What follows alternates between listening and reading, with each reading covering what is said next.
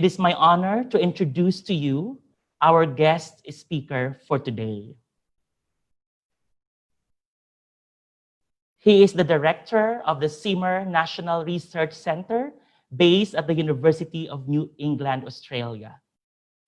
He is the team leader of an Australian and international large-scale research projects linked to underachieving students in literacy and basic mathematics, diagnostic testing programs in science, developmental-based assessment and instruction, and the validation and implementation of national professional teaching and school leadership standards. He is known for his contribution to theory-based cognition research linked to the Solo model and his advocacy for and research into rural and regional education.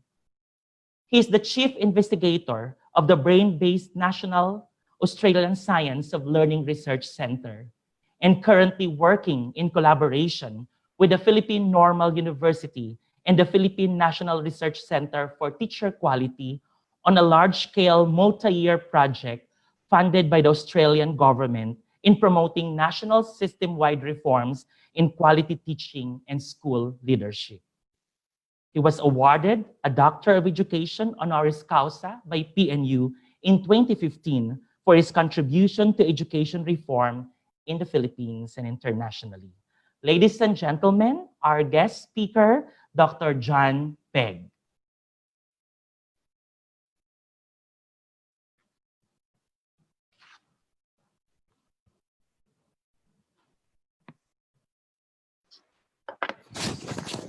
Thank you very much.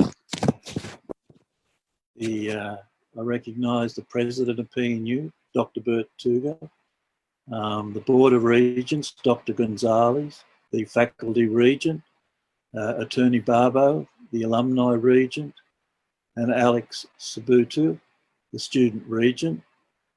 I also recognise the Faculty of PNU, colleagues from ICTQ, graduates, parents and friends. And I say good morning, or better maybe, Magundong Umaga, or as we say it in Australia, g'day. Together with my colleagues from Simmer National Research Centre, I've been working in the Philippines with the Philippine Normal University since 2012. I'd like to take this time to acknowledge the senior executive and faculty of PNU for their kindness to me and generosity of spirit in so many ways over the last 8 years. I've had the privilege of working with amazing people in PNU, as well as DepEd, CHED and the Philippine government. And I was humbled by PNU by being awarded a Doctor of Education honoris causa in 2015. It is also an honour to be speaking to you, the PNU 220 graduates today. Your graduation is a testament to your work, your passion, your determination to succeed, combined with an undeniable support of people around you. I'm sure you would agree with that. I mean your family and friends and PNU staff who have helped you reach this graduation day. Many of those people are here virtually with you today. We're now going to try something different and I'm going to share slides. So bear with me for a moment.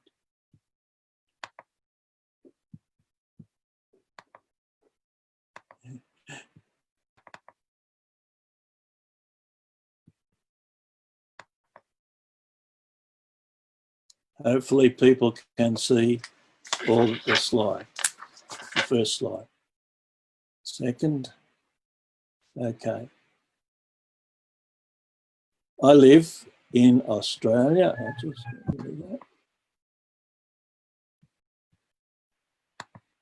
Okay, I live in Australia, in a place called Armidale, which lies between the big cities of Sydney and Brisbane.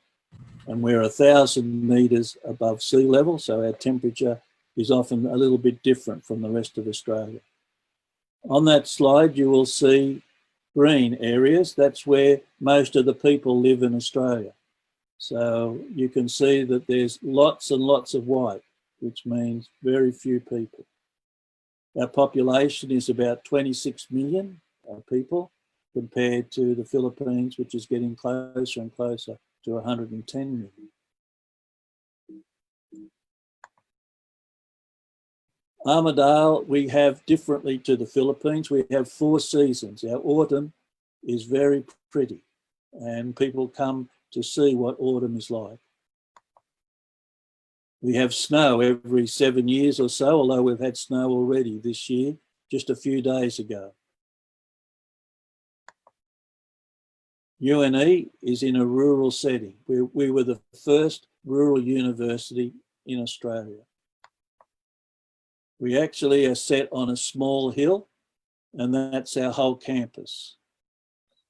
It looks very green in the picture, except when we're in drought. This building is a famous building. This was donated to the university, and this is where the university was a person's home, big home, and this is where the university started. Today, it closes all the offices for the senior staff. And that's a lovely picture of what it looks like at night with its lights on.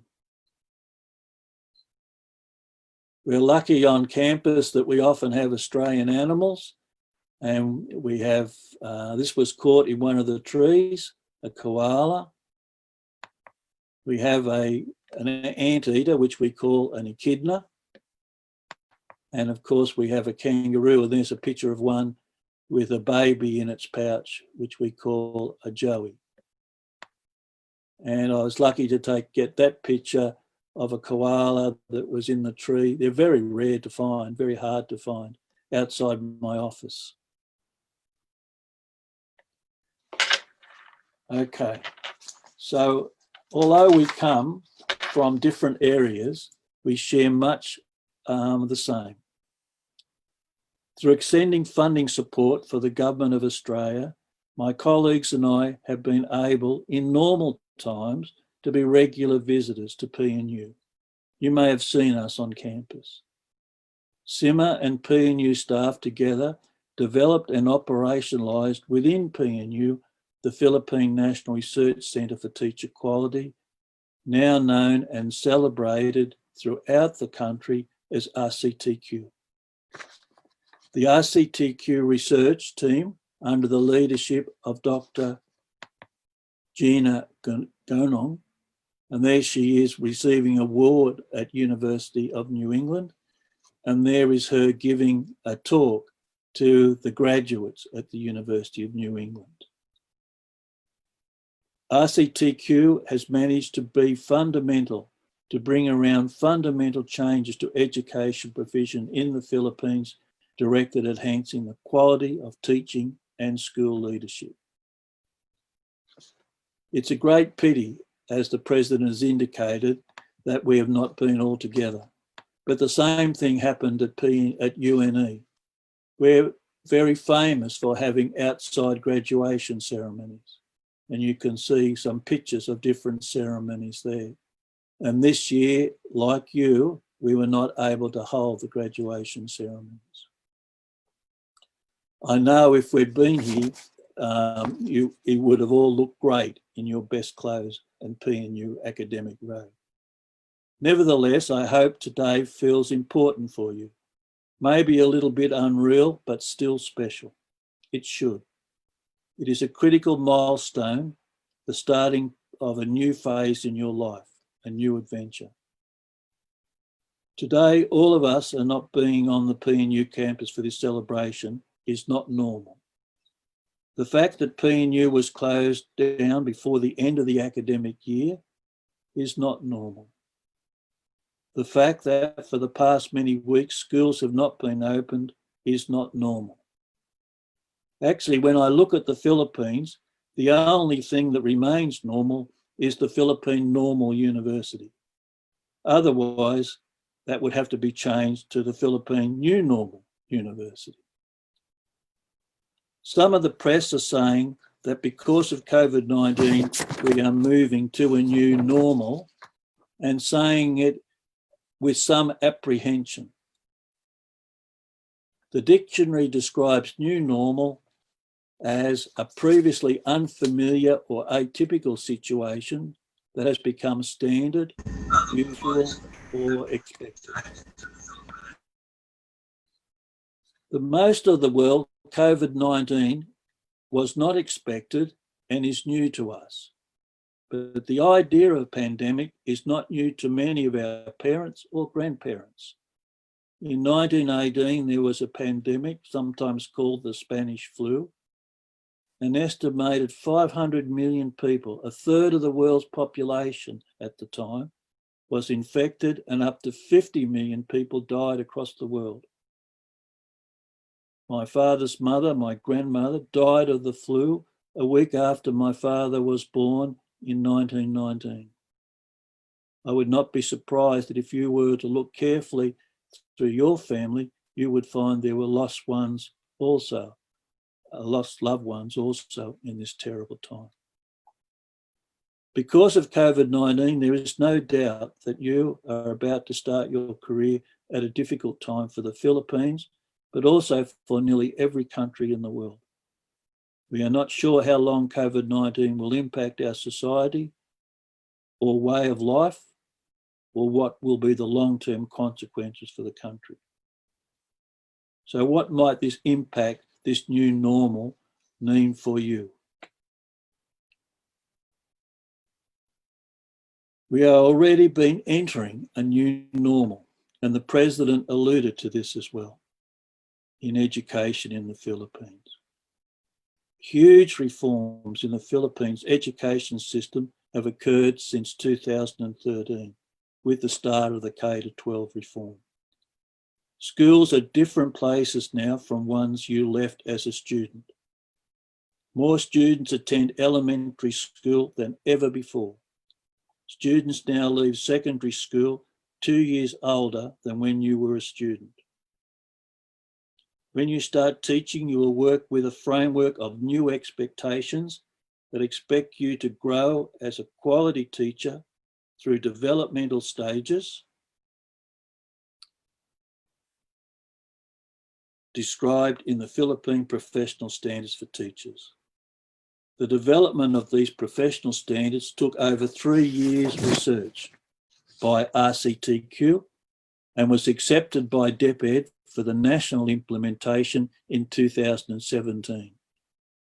Now, for all teachers in the Philippines, for all tertiary education institutions, for all providers of teacher professional development, these professional standards are the new normal to be followed. Similarly, professional standards for school leaders is about to be announced for national adoption by DepEd. This will bring in a new normal for school heads and supervisors.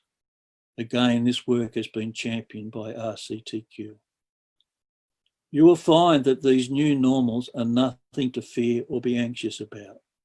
They are not about reinventing education and looking for new fads or throwing away unproven practices of the past where evidence shows that they work. These new normals are guided by evidence and deep research with a focus on quality. Significantly, the need for quality teachers and insightful leaders have not changed. It is the same normal that has been there all along. The primary focus of every teacher is still about putting students' learning and their cognitive and social development at the very centre of what they do. I wish to share briefly 3 points.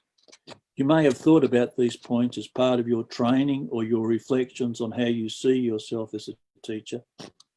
However, it is important that you see these qualities as expectations, not only for you as a new teacher, but for all teachers, from new to highly experienced. Ideas to carry with you for life. The first, have high expectations of yourself, have high of yourself, your colleagues, and particularly your students. The journey to be the best quality teacher you can be is similar to students trying to be the best learner they can be. The brain works the same way for you and students, even though the area of focus is different. Expectations need to develop further as you gain experience in the profession and strive to become even better through an ongoing commitment to the delivery of quality teaching and learning. Do not limit the learning in your classes with assumptions and preconceptions about the low abilities of your students. Growth and development for them and you are made up of small steps involving small successes over an extended time period. Number 2, it takes time for the brain to acquire and use quality skills, knowledge, and understandings. A lot of the work I'm involved in involves brain scan information, looking to see how the brain learns. There's a picture of one of the big machines. There's a picture of a young girl inside one of the machines doing work while we're looking at how her brain is functioning. And we end up with a picture like that, which tells you which parts of the brain are being activated. These are called fMRI scans and give us important clues about learning. We find that the learning brain requires experience and effort through deliberate practice, persistence, determination, and resilience to improve and to learn. It must involve a willingness to push yourself and your students in challenging work. Helping students to attain over time clear and deep subject knowledge in their thinking is a significant gift teachers can give. For this work, it needs to occur lesson by lesson, day by day, week by week, month by month. There are no tricks. Number 3, first of all, I'll ask you a question. What do you think about errors, students making genuine mistakes or errors in class? A famous person, a Nobel Prize winner, Niels Bohr, had this to say: an expert is a person who has made all the mistakes that could be made in a very narrow field. So for him to get where he got came by building on and learning from mistakes that he had made.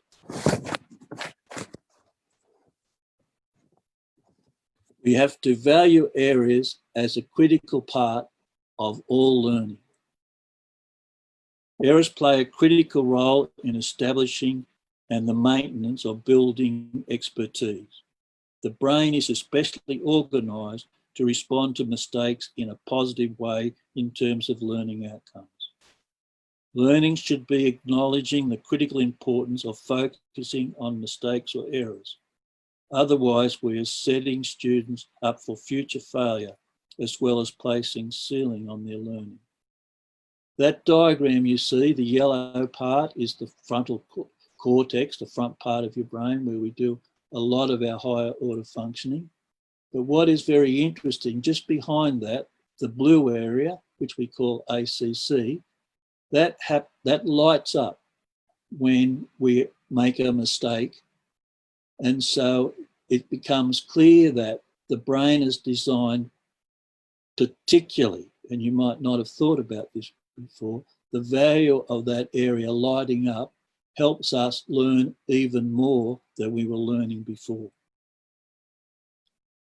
A success should not be measured by the number of times a learner has avoided mistakes, but rather on the complexity and mastery of important ideas. Education systems should not be seen as punishers of errors. Such an approach does not represent the way the brain works. We must allow our students, as I've written there, in schools to experience the critical role errors and mistakes play in their learning.